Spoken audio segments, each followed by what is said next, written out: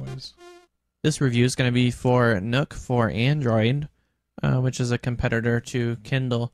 Nook has released an e-reader that runs on Android, actually, and some people have taken to hacking it and running all kinds of other apps. But if you have an Android phone, you can actually download Nook and read right on your phone. It works on the Evo, anything, 1.6 or greater, which covers, I think, most everything except the Samsung Behold 2. So, whoops. just gonna make sure I get my one good dinging against Samsung for the episode. But Nook, of course, has more than 1 million books, and I brought up this as a competitor to the Kindle. We reviewed the Kindle app before, and it actually did not work for us at all.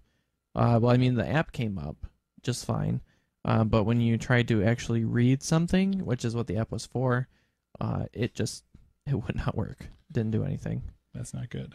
So, this one, I've actually selected Alice in Wonderland, which is a free book on the Nook store. And I've been having our 9-year-old son read it over the summer.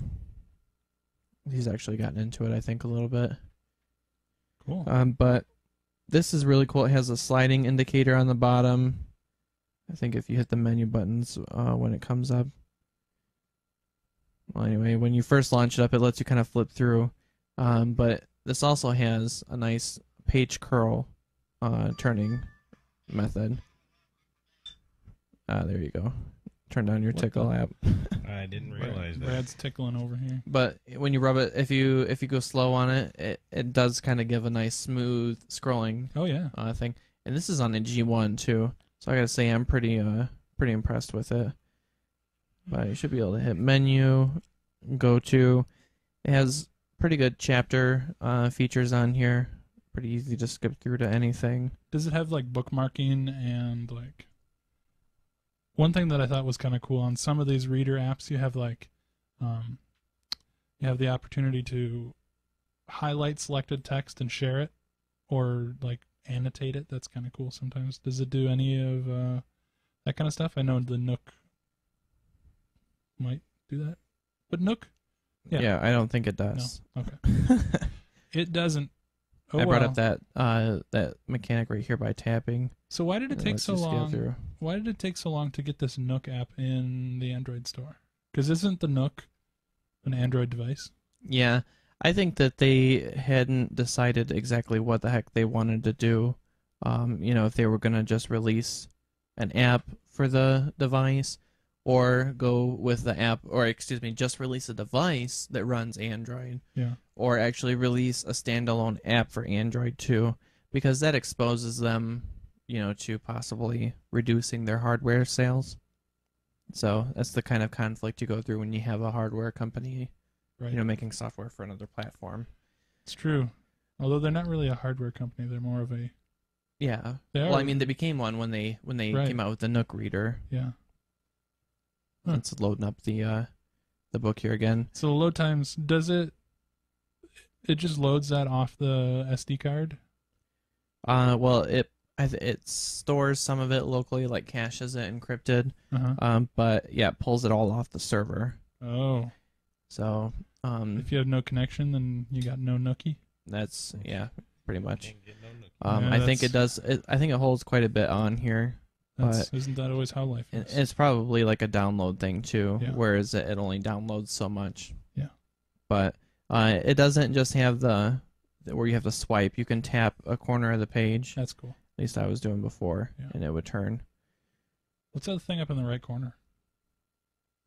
It's a little plus thing that you touch on it. Wow, I and couldn't even see that. I think it's supposed to turn the page, but Or does it bookmark it? Apparently, it doesn't do anything. Yeah. It doesn't really do anything, Lane. yeah, I'm going for it every way that I can. And I can't. Look at the he's trying. Oh, there goes the camera. Yeah. Cool. So the application it is the Nook. It's just called Nook, right? Yeah, it's called Nook for Android, but just search for Nook and it should Mhm. come up. One of the other things I wanted to show too, if you can bring us back up we here. can.